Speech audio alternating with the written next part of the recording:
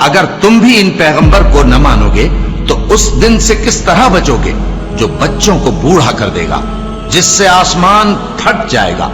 ये उसका वादा पूरा होकर रहेगा। शुरू अल्लाह का नाम लेकर जो बड़ा मेहरबान निहायत रहम वाला है। ए कमली में लिपटने वाले, रात को क़याम किया करो मगर थोड़ी सी रात, यानी निस्फ रात या उससे कुछ कम क़याम करो या कुछ ज्यादा। और कुरान को अच्छी तरह ठहर ठहर कर पढ़ा करो। हम अनकरीब तुम पर एक भारी फरमान नाजिल करेंगे। कुछ शक नहीं कि रात का उठना नफ्स को सख्त पामाल करता है और उस वक्त जिक्र भी खूब दुरुस्त होता है। दिन के वक्त तो तुम्हें और बहुत से शगल होते हैं, तो अपने परवरदिगार के नाम का जिक्र करो और हर तरफ से बेताल्लुक होकर उसी की तरफ मुतवज्जे हो जाओ। वही मशरिक और मगरिब का मालिक है, उसके सिवा कोई माबूद नहीं, तो उसी को अपना कारसाज बनाओ। और जो जो दिल आजार बातें ये लोग कहते हैं उनको सहते रहो और खूबसूरती से उनसे किनारा कश रहो। और मुझे उन झुटलाने वालों से जो दौलतमंद हैं समझ लेने दो और उनको थोड़ी सी मोहलत दे दो। कुछ शक नहीं कि हमारे पास बेड़ियां हैं और बड़ी जबरदस्त आग है और गले में अटकने वाला खाना है और दर्द देने वाला अजाब है।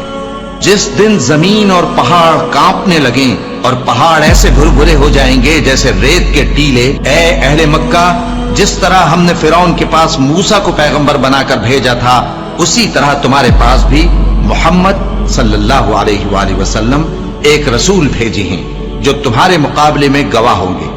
सो फिरौन ने हमारे पैगंबर का कहा न माना तो हमने उसको बड़े दर्दनाक अंदाज से पकड़ लिया। अगर तुम भी इन पैगंबर को न मानोगे तो उस दिन से किस तरह बचोगे जो बच्चों को बूढ़ा कर देगा, जिससे आसमान फट जाएगा। ये उसका वादा पूरा होकर रहेगा। ये कुरान तो नसीहत है, सो जो चाहे अपने परवरदिगार तक पहुंचने का रास्ता इख्तियार कर ले।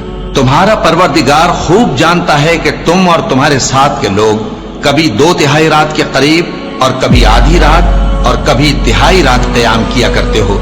और अल्लाह रात और दिन का अंदाजा रखता है।